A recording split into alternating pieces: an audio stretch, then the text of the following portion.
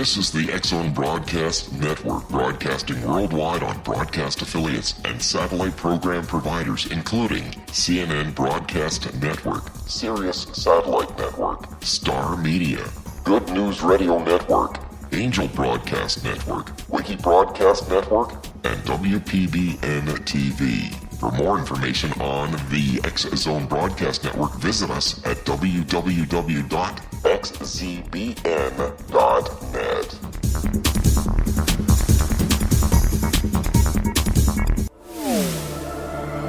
The X-Zone Radio Show with Rob McConnell is largely an opinion talk show. All opinions, comments, or statements of fact expressed by Rob McConnell's guests are strictly their own and are not to be construed as those of the X-Zone Radio Show or endorsed in any manner by Rob McConnell, rel-mar McConnell Media Company, the X-Zone Broadcast Network, its affiliated networks, stations, employees, or advertisers.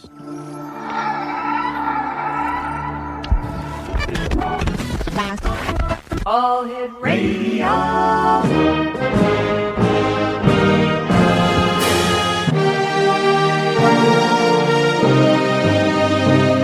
Welcome to the X-Zone, a place where fact is fiction and fiction is reality.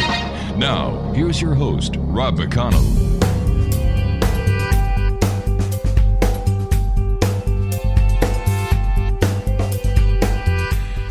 And welcome back to the X-Zone, everyone. My name is Rob McConnell, and for the next 4 hours, I am your host. I am your guide as together we cross the time-space continuum to this place that I call the X-Zone.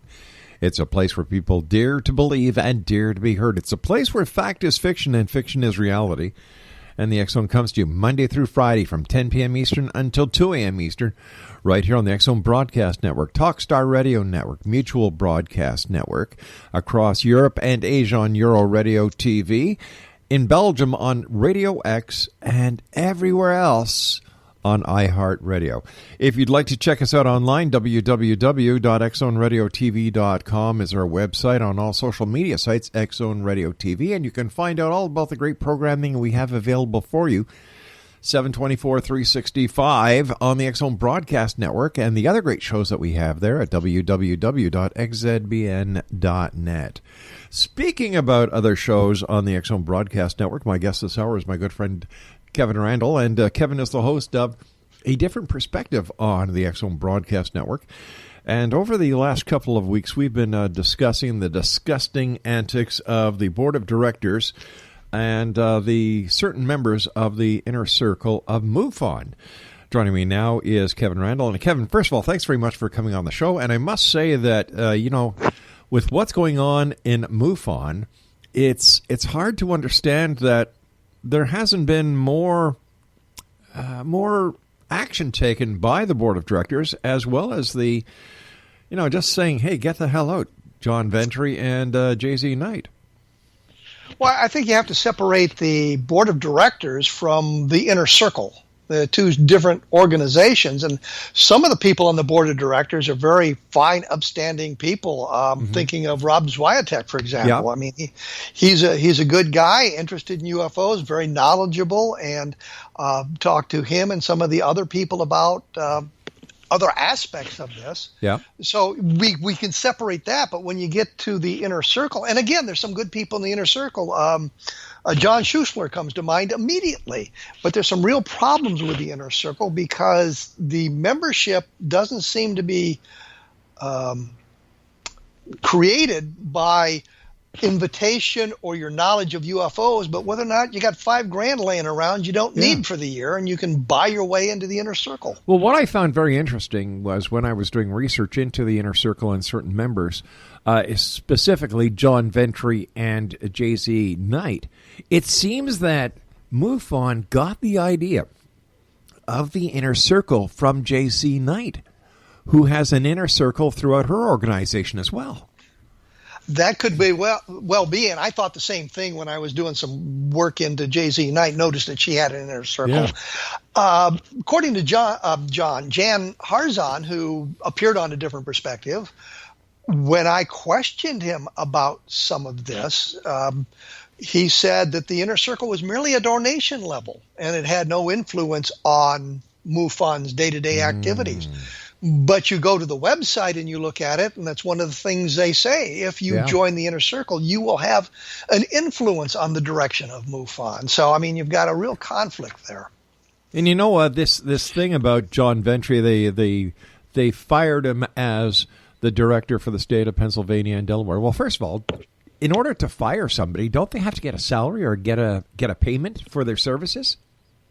Well, I think because he was a state director, you can say, well, you're no longer the state director, which is in essence being fired from the job as state director. And I don't know whether he was getting any sort of compensation for that or not. Mostly the state directors are unpaid volunteers who are just very interested in UFOs. Well, I found that very strange where they use the term fired.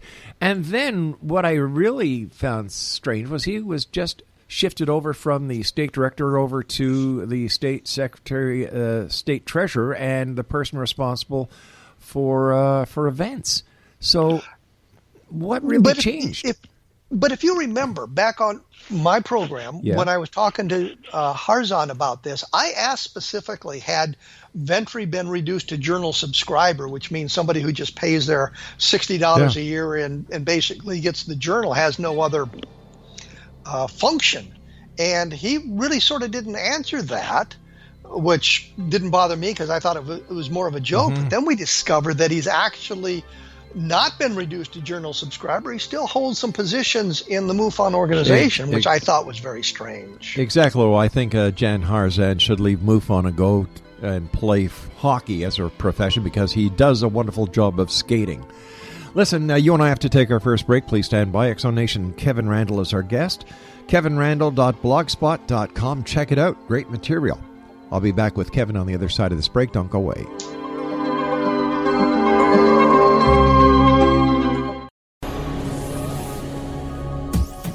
This is the X Zone Broadcast Network, broadcasting worldwide on broadcast affiliates and satellite program providers, including CNN Broadcast Network, Sirius Satellite Network, Star Media, Good News Radio Network, Angel Broadcast Network, Wiki Broadcast Network, and WPBN TV. For more information on the X Zone Broadcast Network, visit us at www.xzbn.net.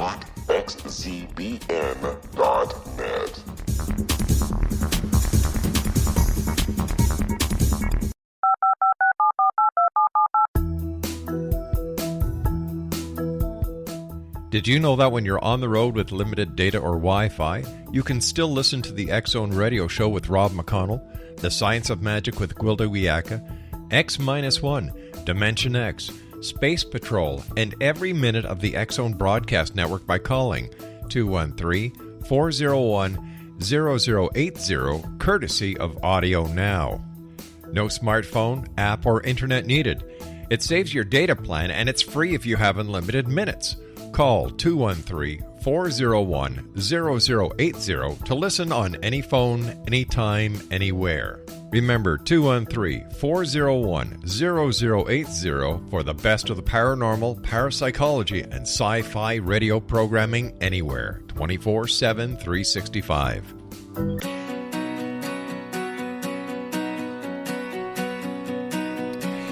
Welcome back, everyone. Dr. Kevin Randle is our special guest, and Kevin is a retired U.S. Army Lieutenant Colonel who served combat tours as helicopter pilot in Vietnam and as an intelligence officer in Iraq. He has been studying UFOs for nearly 50 years. He has investigated some of the most famous UFO cases, including the Levelland sightings and a series of sightings over Washington, D.C. in 1952. He has been consulted for dozens of documentaries about UFOs, and he has made presentations to dozens of colleges and other organizations.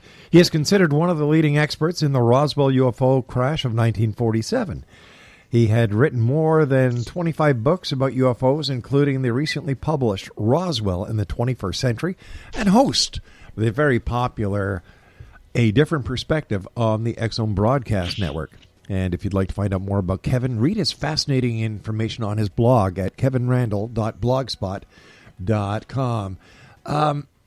Kevin, first of all, welcome back. And I look at the entire thing with MUFON, and I say, Somebody should care. But as you and I were talking earlier today, we sent out over 4,500 emails to different organizations, media outlets, not just in Canada and the USA, but around the world, religious organizations, because, there had been racist remarks made against, Jews, members of the LGBT, Catholics, and others. And you know what? We did a petition. 7 stinking signatures. 7 lousy signatures. Nobody cares. I think it relates to the fact that it's UFOs. In almost any other environment, if somebody had made the comments that were attributed to J.Z. Knight, made the comments that John Ventry posted on his Facebook page, they would be history. Nobody would want a thing to do with them. But here it's UFOs. And what I get in the response, and there's pushback against me, is, well, Jan Harzan has done a wonderful job of bringing money into MUFON. And others are suggesting, well, LBJ made racist comments, and he was president. And one of the senators, whose name escapes me at the moment, had been a member of the KKK, the Ku Klux Klan, and nobody cared. So, we can just blow this off. And my thinking is, well, let's extend it further then. George Washington owned slaves, so maybe slavery is okay. Yeah. And now that'll be taken out of context, I'm sure. I'm not saying that, of course. I'm just extending this explanation of why nobody seems to care about this. They're defending Harzan, they're defending MUFON, and I think the problem may be that a lot of the people are lumping MUFON, the general membership of MUFON, the people who are toiling at the lowest levels of MUFON, with this leadership, which is vested in the inner circle. And I'm just suggesting, the MUFON volunteers, the field investigators, the state directors, they're working basically with no money. They're not paid. They're doing it out of a love, and they deserve better leadership. They deserve people who have a better view of the world than what apparently is at the top of MUFON right now. Is it possible, Kevin, that because of all the tomfoolery and some of the hoaxes that have been perpetrated by members of the UFO community, that there is no more interest in the UFO community? The problem may be the internet, which provides a forum for anybody to talk about UFOs. So the information is all there. So, it's surprising that MUFON claims 4,000 members, for example. There are people who don't have computers, I guess. I don't understand. I don't understand a lot of things, but the thing that I've noticed, and Carl Flock and I talked about this 10 years ago, was the sightings are no longer as robust as they used to be, no longer as exciting as they used to be. They're pretty much. I saw a light in the sky. Yeah. Big deal. Who cares? There's an awful lot of hoaxing going on, especially in today's world, where you've got the kids who, a 12-year-old kid with a computer can create a very credible UFO film of some kind, and I think that may play into it. But what the real problem here is not necessarily all the hoaxes and everything, but what's going on at the leadership of MUFON with some of the attitudes they've expressed publicly in the last 6 weeks. I think this is where we ought to look at one of the problems. Their symposium coming up, they've got 2 people on it speaking. One of them claims to have been recruited at 6 years old as some kind of warrior in a special access program and served for 20 years, and then was time regressed both pharmacologically and mechanically, I guess, to his current age. So he's served for 20 years, and now he's been sent back to what his age was before he to a different age. And they've got another guy who claims to be a time traveler, and they're presenting this information because, as Harzan said on my program, that he wanted to give the people a chance to listen to the presentations and decide the reality of them for themselves. And I'm thinking this is just an absolutely preposterous idea for a scientific organization. It's a cash grab. Absolutely, Yep. absolutely. These guys, because they're telling bizarre stories and people find the stories fascinating, they'll spend the money to go listen to these guys spout off, and they can't produce any evidence because clearly the stories they're telling aren't true. But people don't seem to care. Exonation, Kevin Randle is our special guest this hour. Kevin is the host of A Different Perspective on the X-Zone Broadcast Network. And to listen to Kevin, as well as past shows that Kevin has done, just go to www.xzbn.net. Find out when Kevin is on. You can listen at the website, and you can also click on the archives right beside Kevin's name. Click on that, and all his shows are there for you to enjoy. You know, we were talking about, the internet and evidence and so on, Kevin. Isn't it logical to think that with all the advances that have been done with technology, I'm talking about the iPhones, I'm talking about the webcams, dash cams, and every other kind of cam that you can think of, including colonoscopies and endoscopies, if you want to go that far, that there would be more evidence that would be more compelling about the existence of UFOs than we're seeing today. And as you pointed out, the reporting isn't like it was years ago. The first thing I think we should take a look at is when people are walking around with their iPhones, they're not looking at the sky, so they may not see what's going on overhead to record it. But a high-quality video of a UFO is simply not going to be sufficient evidence. There's got to be something else. And I always talk about multiple chains of evidence so that you have eyewitness testimony. And the great thing would be to have 2 or 3 people at 2 or 3 separate locations independently of one another videoing the same object. And then you can triangulate. You can get speed. You can get altitude. You can get size and all of that sort of thing, plus the independent verification. Well, didn't they have that with the Phoenix Lights, though? Not really. No way. Because some of the Phoenix Lights were actually flares. And even though the UFO community laughs when you say that, there was a series of flares, and you see them in the distance, and they seem to wink out one after another. And when you superimpose the mountain range that was between the viewer and the dropping of the flares, you can see that they were winking out as it dropped below the level of the mountains. So they didn't have the same sort of evidence that I would like to see, and a lot of the observers weren't independent of one another. And I think we look at the level land sightings, and I use this as a good example because we had 13 people at 13 separate locations independently reporting the craft. Either near the ground or on the ground, interacting with the environment. It was killing the car engines. It was dimming the lights and that sort of thing. And then 50 years later, we learned that the sheriff may have been involved in a landing trace case. Well, had we investigated all of that properly in 1957, you and I might be having a different conversation now, but we would have had multiple chains of evidence. The eyewitness testimony, the interaction with the environment, the residue left by the landing that was observed by some of the people. That would have been a very good case, but the Air Force and the UFO committee were so busy arguing about the number of witnesses that nobody sat down to actually confirm what was going on. Not to mention, apparently you had the Air Force in there suggesting to law enforcement, don't talk about this sighting to anyone else as we investigated. So they're requesting that law enforcement withhold information, and the law enforcement people said exactly what the Air Force wanted them to say. But let's look at it from the other side.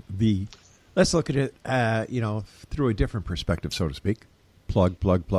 Thank you.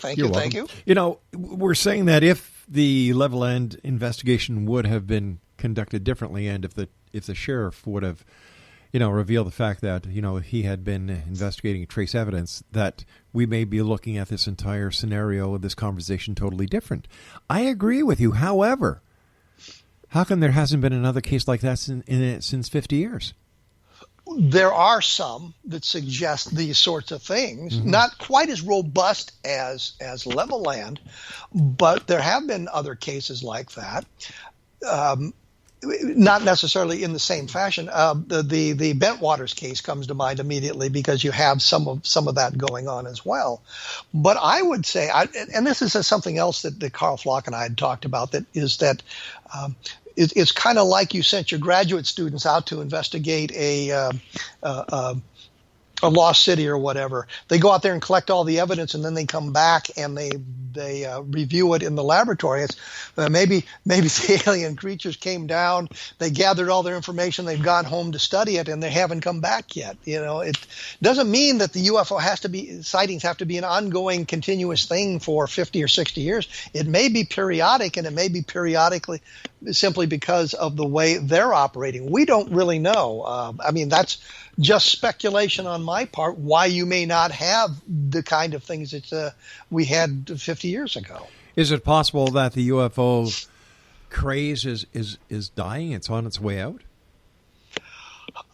It's periodic. It's cyclic, I should say. It's cyclic. There was a high interest in 47, and then it kind of went away. And then there was high interest in 52, and then it kind of went away. And then there was high interest in 57. So it's kind of cyclic. And for a while there, it was like every 5.5 years you'd get a bunch of sightings. You had very high interest in 67, 66, 67. It kind of went away. It was high interest in 73. And then it kind of went away, and toward the end of the 80s and beginning into the 90s, you had a lot of interest, and it died out in 97. So it's very cyclic. So and it seems to be coming back because there's an awful lot of talk about UFOs, which doesn't necessarily mean they're alien in origin. It just means that there's a lot of talk about them. A lot of talk, but no substance, no evidence. Well, in one respect, there is evidence, and that, of course, would be the eyewitness statements. But that's some of the worst evidence. It is. We have landing trace cases, better evidence, but there are always problems. In a lot of the landing trace cases, the object wasn't seen. And so, you're speculating, well, here's this circular area burned in the ground. It may have been a flying saucer. But how do we know? Without a witness, you can't make that connection. Which leads to another question. How do we know that these UFOs are actually around? You and I have to take our break for the news at the bottom of the hour. Stand by. Exonation Kevin Randle is our guest. KevinRandle.blogspot.com. We'll be back on the other side of this news break. Don't go away.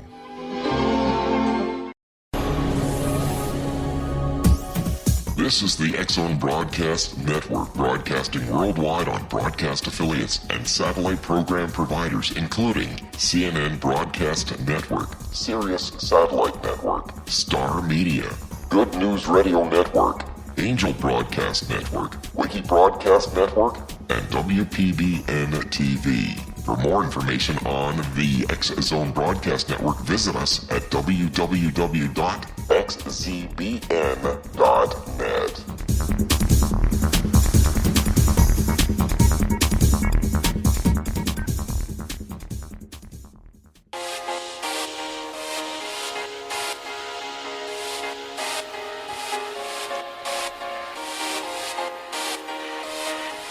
Exonation Kevin Randle is our guest this hour, www.kevinrandle.blogspot.com. And Kevin is the host of A Different Perspective on the X-Zone Broadcast Network.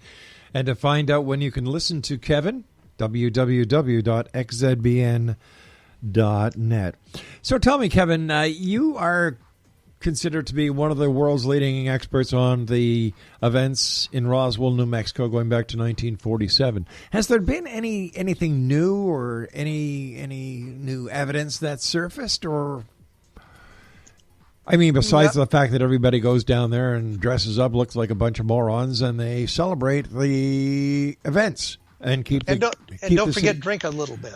Oh, well, I wasn't going to get into that because I didn't want to make an assumption. But what would Roswell, New Mexico be without all the publicity about this alleged crash going back to 1947? It's been a real boon to the economy. I mean, there's no question about that. There's a lot of people going into Roswell, not only for the festival, but during the year to see what they can see about it. Right. But to get back to the first question, is there anything new? Not really.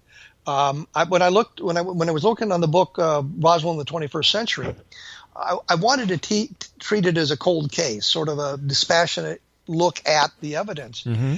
And by going through all of that sort of thing, I came to some conclusions that probably didn't win me any friends in Roswell, New Mexico. And part of the problem is it's basically witness testimony. The documentation that exists is extremely limited, much of it in the newspapers. Clearly something fell in Roswell in July of 1947, and just as clearly, we don't know what it was. Looking at it from one perspective, you see that all the terrestrial explanations have been explored, which would be the aircraft accident, the balloons, the rockets, and all of that sort of thing. There's really nothing there to suggest what may have been found. But looking at it from a different perspective, which I've done this just to promote my program, and rightfully so. You can say, well, if there's no terrestrial explanation, the explanation must reside in the extraterrestrial. And I'm not willing to make that leap without some better evidence. There is one thing going on, which is the Ramey memo. This is the photograph of General Ramey taken in his office in July of 1947, and he's holding a document in his hand. And there's been a real push over the last couple of years to try to read what's on the document. And there's some words that are clearly readable with a magnifying glass, and there's been other software and hardware applied to this memo in an attempt to read it specifically, which hasn't quite panned out. But if that document says what some people believe it to say, which was one of the lines is the victims of the wreck, and it mentions disc, and it forward the wreckage to Fort Worth, well, then you've got something a lot more tangible than we've had to this point. But there's a lot of controversy about what that wording exactly is, and there's no consensus on what it is. But here's a document we have a provenance for, unlike some of the other nonsense that shows up in the MJ or the UFO community. Yeah. We have Ramey's holding the thing in his hand. We know when the photograph was taken, which is July 8th, 1947, and we know who took it, J. Bond Johnson, a reporter photographer for the Fort Worth Star-Telegram. There's another document with that part of that picture on it with a transmittal date, which came from the Bettman Photo Archives, and it said, it was transmitted on the INS, the International News Service, on July 8th, 1947 at 11:59 p.m. So, there's perfect provenance for this document. The problem is we just can't read it, and some of the most experienced forensic photographers or forensic photo analysis people in the world have been able to not quite make it out. And one of the guys said, if Johnson had only been a foot closer, we might be able to read it. But that's where we are. If he'd been a foot closer, we might be having a different conversation. But when we get to the Roswell case, it's based almost solely on witness testimony. And some of the best witnesses that we really thought were credible in the early 1990s have fallen by the wayside and are not credible. You made a reference, and I don't know if it was a mistake or not, but a Freudian slip. I understand J. Edgar Hoover wore a slip too, so I don't want to, play favoritism between Freud and J. Edgar Hoover. To the new MJ12 papers, and you and I discussed this. You were kind enough to send me the links, and tell our audience about these. Well, what I was thinking about was the documentation for Roswell, and I meant to say UFO when I said MJ12 because the documentation, some of the documentation was the MJ12 documents, which I believe are all fraudulent. So that was kind of why I slipped MJ12 in there. But just recently, some new documents had surfaced, and for 5 or 6 hours, it was all the rage until we had a chance to look at them and read them and realize they're just completely bogus. The security classifications, for example, said ultra top secret. Well, it would have legitimately said top secret ultra if it had been part of the ultra program, and of course it wasn't. Top secret documents are stamped at the top and the bottom with top secret. The authors of the document are.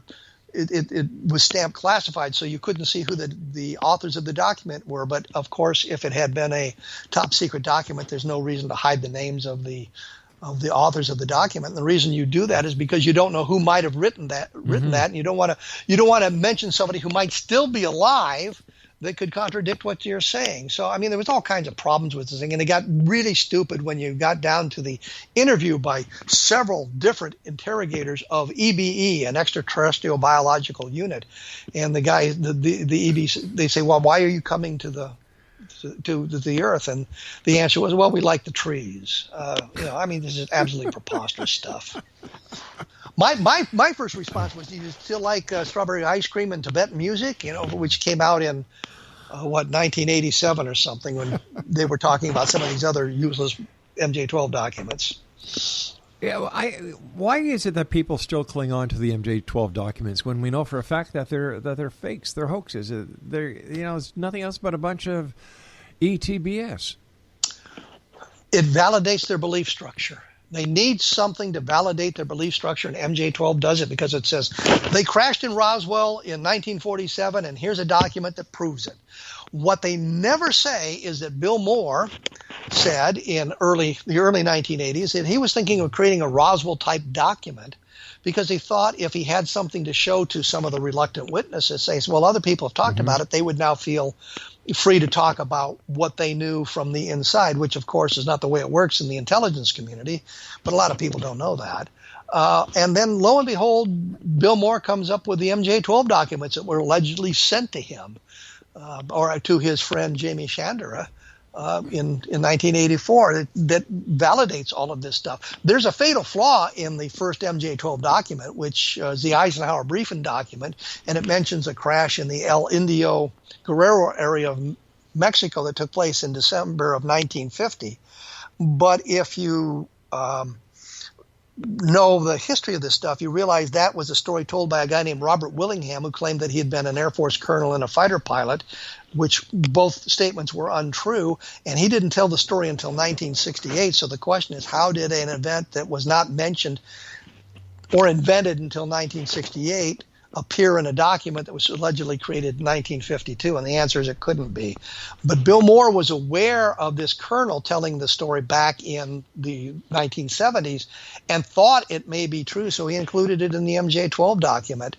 The other interesting thing is the alleged planes of San Augustine crash in July of 1947 isn't mentioned in the MJ-12 document. And by the time it was created, most of us understood that the Barney Barnett tale really didn't work for July of 1947.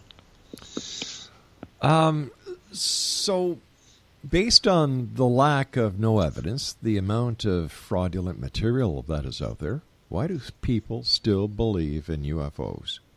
Some of them because they've seen it, seen one or what they think is one, and you're not going to tell them that what they saw was Venus or a meteor, a bolide, or some other astronomical or atmospheric phenomena. They're just not going to believe that because they want to believe in alien visitation so badly. And that's the other part of it. Some people want to believe in alien visitation. They may see it as a salvation for our world. They can help us get us out of the messes we believe we're in and that sort of thing. And I would love to believe it because it would be proof that interstellar travel is possible and that we can go to other star systems, which is really kind of a neat concept, although it's pretty much science fiction at the moment. But I think all of that kind of plays into why people want to believe in UFOs, and they will set the bar of evidence at a level they're comfortable with, which may not be a very high bar. Somebody telling you a story and saying, yeah, this really happened to me, may be sufficient evidence for some people, where others would say, well, you've got no evidence to prove what you say other than your sighting. I believe you sincerely reporting what you think you saw, but that doesn't make it an alien spacecraft. So there seems to be a general lack of credibility throughout the UFO community. And I'm sure that with the events that have happened over the last couple of weeks with MUFON, specifically the remarks being said by John Ventry and Jay-Z Knight. Let's just take a look at John Ventry. He's the same guy who in 2014 said that the reason why Malaysian Airlines Flight 370 would never be found because it was abducted by aliens. Then you've got him who he was hosting the Hangar One, the MUFON TV show, so-called reality TV show. What does this do to the credibility of anything that MUFON will see in the future?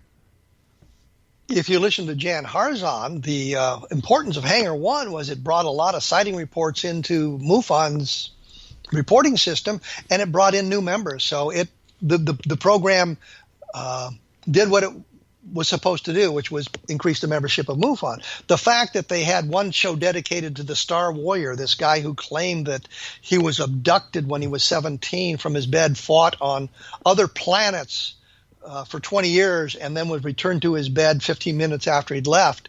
There was a whole program devoted to this guy, and the story is just absolutely unbelievable.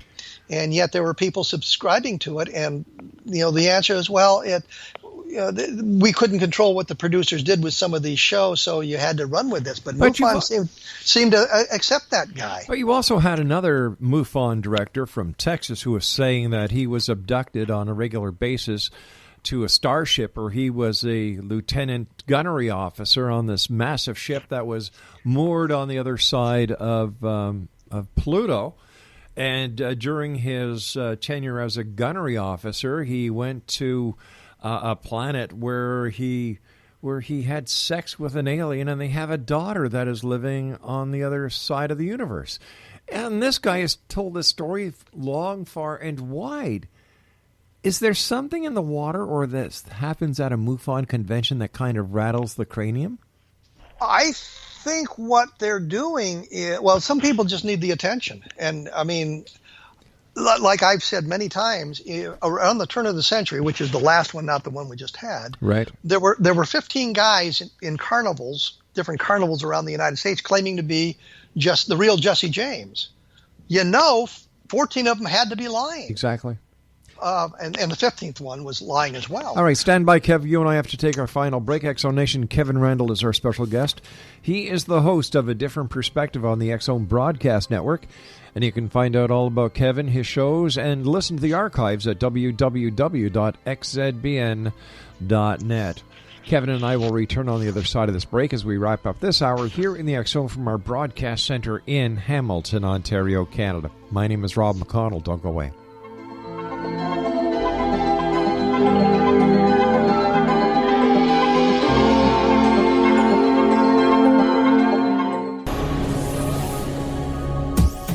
This is the X-Zone Broadcast Network, broadcasting worldwide on broadcast affiliates and satellite program providers, including CNN Broadcast Network, Sirius Satellite Network, Star Media, Good News Radio Network, Angel Broadcast Network, Wiki Broadcast Network, and WPBN TV. For more information on the X-Zone Broadcast Network, visit us at www.xzbn.net.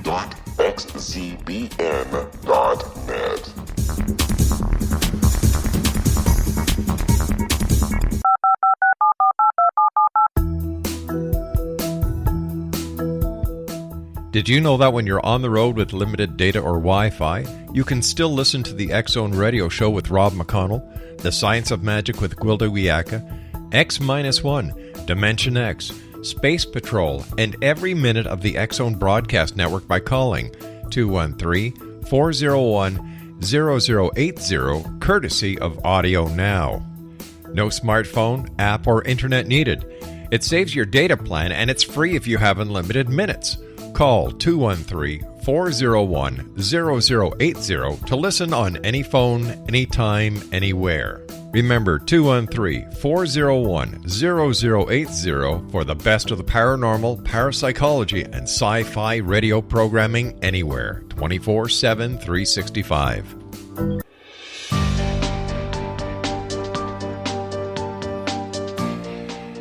Kevin Randle's our guest this hour, www.kevinrandle.blogspot.com. And first of all, Kevin, thank you so much for coming on the show. I love listening to your show. You've had some great guests. You've had Colonel Halt, you've had John Greenwald, you've had, of course, Jan Harzan, Nick Redfern, just to name a few. Speaking about Nick Redfern, what do you think about his new book where he says that basically Roswell was an experiment that went wrong? Nick and I disagree on that. I just don't see the evidence there. When his first book came out, which was Body Snatchers in the Desert, right? Which I said that there wasn't any real documentation to link to this Japanese Unit 731. And in the new book, he's got some documentation that actually provides some information about, I would say, American complicity in some of that nonsense. It's not that we were involved in actually the experimentation taking place in Unit 731 back during World War II, but once the war was over, some of the guys who were involved in that got a free pass because the information was shared with the United States, and the information was valuable in understanding the reactions of the human body to space travel and things like that. But I just don't see the evidence that suggests that Roswell was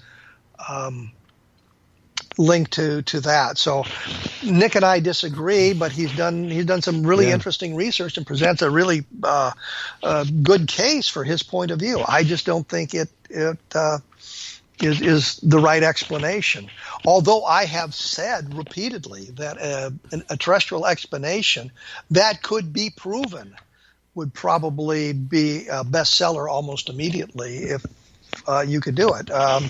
So, you've got to be able to actually document precisely what fell at Roswell. And at this point, we haven't been able to do so. Disclosure. Steve Bassett, big proponent of disclosure. He's had these events at different locations. He had the big one in Washington at the Press Club. All hype, a lot of fizzle. I think it's mostly hype. I can't see any motivation for the U.S. government to disclose it. If they had a flying saucer or multiple flying saucers, I can't see any motivation for the U.S. government to disclose that. If there was disclosure coming, it's going to be the aliens who do it and going to land in Hamilton, Ontario, Canada, and say, here we are, and the news media is going to be there, and it's going to be obvious that they're aliens. So I see nothing there. I've quizzed him on this. I let him off the hook at one point where I asked about evidence, and he said, well, the evidence is overwhelming, and I should have said, give me a specific, and he went off on a tangent. What I should have said was, I'm sorry, but unless you can provide some evidence, and the burden of proof is not on me asking, suggesting the event isn't going to happen. It's on you to prove your case, and he didn't do it. So I let him off the hook in that respect, but he's done some interesting things, and the conference in Washington, D.C., Washington, D.C. It's like I couldn't say totality on on my program the other day. But the point simply is it was an interesting event in Washington, D.C., but it didn't prove anything, and I got a free trip to Washington out of it, so I got to see the Vietnam Memorial and some things like that. But once again, he allowed MJ-12 to rear its ugly head and allowed some other things that I think are very dubious to be presented there as well. And when you move into those arenas, and this is the thing that MUFON's doing with their symposium, moving into the arenas where you're presenting people who have a very interesting story but have no evidence for what they're saying, you're really kind of undermining the whole UFO community, simply because if you look at it from one point of view, we are a fringe group, and now you've moved beyond the fringe and endorsing things that are clearly invented by the people who desire the spotlight that badly. I want to be on television. I want to be heard. So I'm going to tell this outrageous story, and people will listen, and people do listen. The two things come to mind. I remember reading an interview with Chris Carter a number of months ago, and the interviewer said, well, how come you're not bringing the X-Files back? And his reply was, the interest just isn't there anymore. And he may be he may be right. Although if you look at that's really not. I was going to say some of the movies being produced now, they all have a science fiction theme to them, but I think it's really more explosions and people running around loose and having these fist fights than it is of any kind of plot-driven story. It's really not. It's really not there in one respect. You tell in science fiction. People never understood science fiction. It really wasn't about. The space travel, it was about telling a good story. Why did Star Wars work? Because you cared about the characters. Yeah. Put the same characters into any other environment doing the same things, you would have cared about those people. That was what drove the best science fiction, was the characters. And people simply didn't. I don't like science fiction. Why not? Well,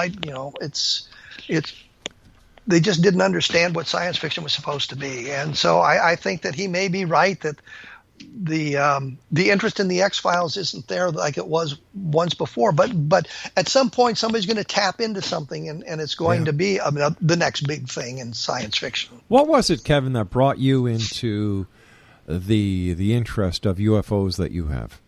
I always blame my mom. No. Well, because she was interested in science fiction. Mm-hmm. And science fiction is about interstellar travel and alien civilizations and all of that sort of thing. And so when you get to the UFOs, what is it about? It's about interstellar travel, and it's about all of those sorts of things. So it wasn't a large step from science fiction into UFOs. So I've always had a very strong interest in UFOs, which my mother sort of cultivated, and it moved me into UFOs because here might be the reality of those things, which unfortunately after 70 years we have been unable to prove. Right. But that was kind of it. I remember that as a little kid, she took me to see the movie Earth versus the Flying Saucers, which was allegedly based on the book by Don Kehoe, and all they did was take the sort of by the title of his book and move it into a really bizarre realm. But she took me to that movie, so I was always interested in the science fiction aspect of it. Wow. You yourself, have you ever seen a UFO?